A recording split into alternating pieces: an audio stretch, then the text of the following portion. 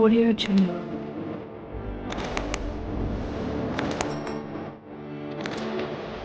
एक हमारे जो मोस्ट रिचेस्ट कवि रहे फिलहाल में एलन मस्क जिसको बोलते हैं, उन्होंने बोला कि कुछ नहीं आता जलवायु परिवर्तन जैसा। तो आप अपने जीवन में कितना प्रासंगिक मानती है कि जलवायु परिवर्तन कितना महत्वपूर्ण होता है? जो हमारा कंजम्पशन रेट चल रहा है उसके अकॉर्डिंग हमें अभी सामान्य स्तर पर जिस स्तर पर हम हैं हमें 1.7 अर्थ चाहिए हमारी आवश्यकताओं को पूरी करने के लिए। तो आप अपने नजरिए में क्या सोचते हैं कि किस तरीके के लिए कौन सा काम ज्यादा जरूरी है? हमारी जिम्मेदारी सिर्फ कपड़े धोने, खाना बनाने, बर्तन मांजने इसलिए थोड़ी ना है। तो हमें अपने बारे में भी सोचना चाहिए और अपने बारे में सोचना कुछ भी गलत नहीं है। हमें तो वास्तविक धर्म और जो अभी परंपरागत धर्म है उसमें आपको अंतर समझ आया होगा। सबसे बड़ा धर्म यही है कि खुद को जान लो। खुद को जान गए तब सब जान गए। अगर खुद को ही नहीं जाना, खुद का भला ही नहीं किया तो आप दूसरों को क्या सिखाएंगे, दूसरों को क्या भला करेंगे। जो वास्तविक धर्म है वो आत्मज्ञान से संबंधित है और जो हमारा जो तथाकथित धर्म है वो इग्नोरेंस और अंधेपन और बेहोशी से जुड़ा हुआ।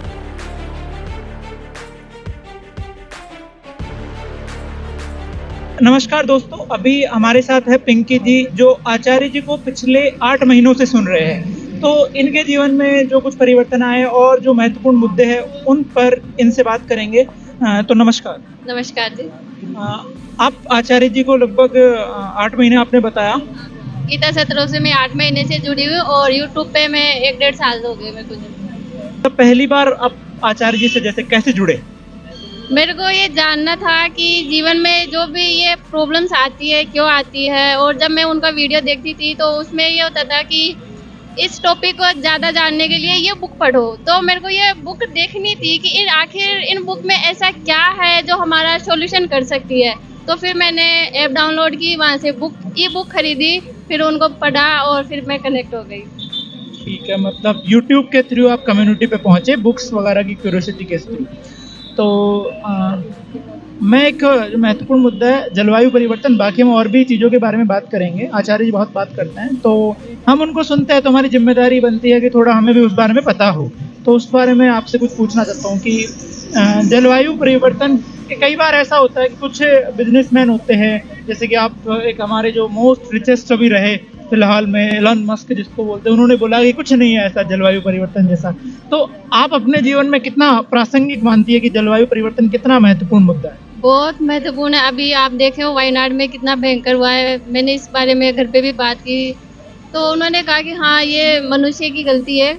कुछ का मानना, देखिए भगवान की कृपा है, उन्होंने सृष्टि बनाई है, वो उसका विनाश करते हैं। लेकिन मैंने उनको समझाया कि नहीं है, ये सिर्फ मनुष्य की लालसा है। प्रकृति सबका पेट भरती है लेकिन उसकी लालसा को पूरा नहीं कर सकती। उसके पास इतने संसाधन नहीं है कि वो अपने हमारे भूख को कंप्लीट कर सके, क्योंकि हमारी भूख की प्रवृत्ति तो बढ़ती जाती है, कंप्लीट कभी होती नहीं है। मतलब प्रकृति आपकी आवश्यकताएं पूरी कर सकती है, आपकी कामनाएं नहीं।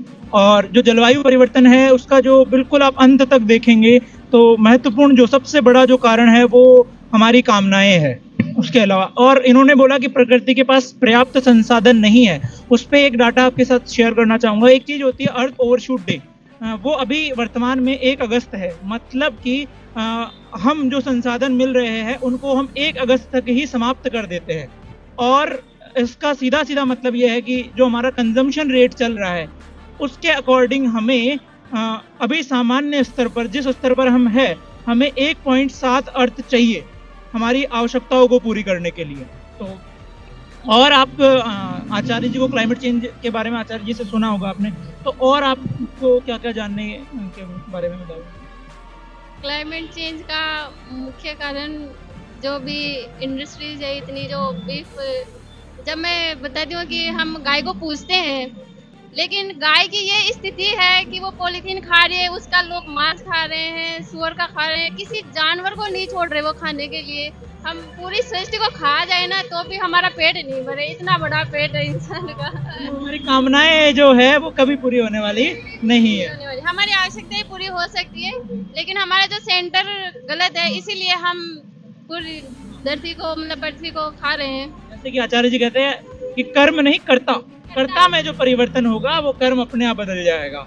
ठीक है, तो इसी बारे में मैं आपसे मतलब एक जलवायु परिवर्तन को मैं बताना चाहता हूँ। इसमें मैं खुद से बताना चाहता हूँ कि आचार्य जी ने जलवायु परिवर्तन के सबसे 4 बड़े कारण बताए हैं। पहला कारण है मांसाहार, ठीक है।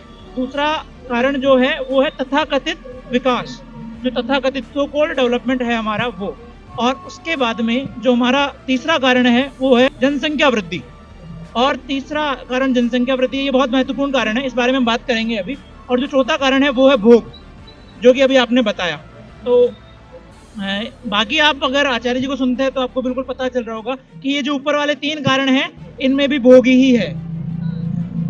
इससे मैं जो दूसरा वाला तथ्य है उसको उठाना चाहूँगा कि हम जो विकास है, जो विकास की जो मान्यताएँ हैं, उसी रूप से हमने हमारे कुछ सेलिब्रिटीज़ बना रखे हैं, कुछ हीरो बना रखे हैं। तो वो जो हमने बना रखे हैं और एक्चुअली में कैसे होने चाहिए, इस बारे में आप कुछ बताना चाहेंगे? देखिए, हम चाहते हैं कि जैसे वो ज़िंदगी जी रहे हैं वो हम भी जिए, लेकिन वास्तव में हमें नहीं पता कि वो कैसे जी रहे हैं, क्योंकि वो उनका दिखाने का तरीका अलग है और उनकी रियल लाइफ़ अलग है। तो अब अभी हमने और मुद्दों पे बात की, अब हम एक दूसरा मुद्दा है स्त्री की जो वर्तमान अवस्था है, वर्तमान स्थिति है हमारे समाज में, उस बारे में हम आपसे कुछ पूछना चाहते हैं। क्या पहला तो काम की ही बात कर लेते हैं कि हमारे समाज में 2 तरीके के काम होते हैं। एक काम होता है घर का काम और एक होता है बाहर का काम। तो आप ज़रूरी मानते होंगे कि बाहर का काम ज़रूरी है या घर का काम ज़रूरी है। तो आप अपने नज़रिए में क्या सोचते हैं कि स्त्री के लिए कौन-सा काम ज़्यादा ज़रूरी है? घर में 5 मेंबर हैं, अगर उनमें से कुछ ऐसे लोग हैं जो अपना काम नहीं कर सकते, जैसे बच्चे हैं, बूढ़े हैं, उनका करना तो समझ में आता है कि हमें उनका काम करना चाहिए। लेकिन जो सक्षम है, अगर हम उनका भी काम करें तो भई वो क्या करेंगे फिर? सही बात है। और हमारी ज़िम्मेदारी सिर्फ़ कपड़े धोने, खाना बनाने, बर्तन माँजने इतने इसके लिए थोड़ी ना है। तो हमें अपने बारे में भी सोचना चाहिए और अपने बारे में सोचना कुछ भी गलत नहीं है। हम ये सोचे कि नहीं मैं तो घर की हूँ, घर के मेंबर्स का मैं ध्यान नहीं रख रही हूँ, उनका ख्याल नहीं रख रही हूँ, मेरे को बहुत लांछन लगाएँगे, तो ऐसा कुछ भी नहीं है। घर के बाहर निकलो, दुनिया देखो, एक ही जीवन है और इसे क्यों बर्बाद करना इसी रसोई में चक्कर काट-काट के। इसी में एक आपके साथ एक बात और जोड़ना चाहूँगा कि जो घर वाला जो काम होता है ना, हम ये नहीं बोल रहे कि वो बिल्कुल वो है, पर उसमें और जो बाहर वाला काम है उसमें एक अंतर है। उसमें अंतर ये है कि जो घर वाला जो काम है ना, वो रिपिटेटिव वर्क होता है। डेली एक ही तरीके की रोटी बनानी है आपको, ठीक है? डेली एक ही तरीके से झाड़ू निकालनी है, तो आप सीख क्या लोगे? इससे आपके मन पर, आपकी चेतना पर क्या प्रभाव पड़ेगा? उस घर का काम है अगर आप कोई भी काम एक ही काम रिपीट काम बार-बार करोगे, आप बोर हो जाओगे और आपकी मानसिक चेतना मतलब इतनी गिर जाएगी कि आप खुद से चिढ़ने लग जाओगे, खुद से ऊब जाओगे। तो फिर हम क्या करेंगे टीवी ऑन कर लेंगे, टीवी में फालतू की चीज़ें देख लेंगे, तो उससे हमारा डेवलपमेंट तो होगा नहीं, हमारा विनाश ही होना तय है। जो बाहर का काम है वो बौद्धिक काम होता है, अलग-अलग चैलेंजेस बाहर फेस करने पड़ते हैं, हाँ, मानते हैं आप? मैंने स्कूल जॉइन की है 1 साल, तो मुझे पता है कि जल्दी से जाके बस को पकड़ना होता है, बच्चों को भी देखना होता है, वहाँ स्टाफ है उनके साथ भी बात करनी होती है और कैसे बात करनी है, वहाँ पे जो बोलते हैं तो पैर लड़खड़ाते हैं तो उनको कैसे कंट्रोल करना है, बहुत सारी चीज़ें मैंने देखी है और बहुत सारा सीखा भी है मैंने। घर से तो बहुत बेहतर होता है बाहर की दुनिया। मतलब एक स्त्री के लिए सबसे ज़रूरी है कि वो बाहर भी काम करे, ठीक है। इसके अलावा जो हमारी जो परंपराएँ हैं, जो स्त्री को लेकर विशेष हावी रहती है, तो उन परंपराओं के बारे में कुछ विशेष कहना चाहेंगे आप? पहले तो हमें देखना चाहिए कि जो परंपरा आ रही है वो कहाँ से आ रही है, हमारे लिए वो क्या संदेश दे रही है। ऐसे नहीं कि कोई भी त्योहार आ गया, हुल्लड़ मचा लिए, दीपावली आ गई, नए कपड़े ले आए, वो हमारा पर्पज़ नहीं होता है। हमें देखना होता है कि वो हमें क्या सिखाने के लिए आए हैं और हम क्या सीख रहे हैं उनसे। मतलब त्योहार का भी कोई एक उद्देश्य होता है। उद्देश्य होता है, उस उद्देश्य को समझना चाहिए। ऐसे नहीं कि खा लो, पी लो, नए कपड़े पहन लो, नाच लो, पड़ोस में मिठाइयाँ बाँट दो, वो नहीं है। इग्नोरेंस में नहीं, उसको होश के साथ मनाया जाना चाहिए। होश के साथ। वो एक तरीके से होश का ही दिवस होता है कि हमारे जो ग्रंथों में उनको विशेष दिन इसलिए बनाया गया है कि आप रोज़ याद नहीं कर पाते हो तो कुछ दिन है, तो आप होश में आ जाओ। हाँ, इसीलिए होते हैं लेकिन हम उस वक़्त भी नहीं समझ पाते हैं उस और वक़्त शायद ज़्यादा बेहोश हो जाते ज़्यादा हैं। बेहोश हो जाते हैं और घर की सफाई हम हर काम कर लेते हैं पर खुद को कभी नहीं देख पाते कि हम खुद कैसे हैं। हम 24 घंटे उजलूल काम करते रहते हैं घर के, बाहर के, बच्चों के, लेकिन 5 मिनट स्त्री खुद के बारे में नहीं सोचती कि मुझे क्या करना है, क्यों करना है, मैं क्यों कर रही हूँ, मेरा पर्पज़ क्या है, वो चीज़ें नहीं देख पाती है। और ये बात हो गई स्त्री के बारे में। एक बात थोड़ा-सा मैं आपसे धर्म के बारे में जानना चाहूँगा कि आचार्य जी को सुनने के बाद डेफ़िनेटली आपको इस बारे में आपके मतलब चेतना का विकास हुआ होगा, हम बिल्कुल निश्चिंत हैं इस बारे में। तो वास्तविक धर्म और जो अभी परंपरागत धर्म है उसमें आपको अंतर समझ आया होगा? बहुत अंतर है ऐसे, बहुत ही ज़्यादा अंतर है। सबसे बड़ा धर्म यही है कि खुद को जान लो, खुद को जान गए तब सब जान गए। अगर खुद को ही नहीं जाना, खुद का भला ही नहीं किया तो आप दूसरों को क्या सिखाएँगे, दूसरों को क्या भला करेंगे। परंपरागत जो धर्म है वो ये है जैसे कि कितना ही मूर्ख से मूर्ख इंसान हो, रिश्तेदार हो, उसके आगे झुक जाओ, क्यों झुक जाए? तो झुकना वहाँ है जहाँ सत्य है।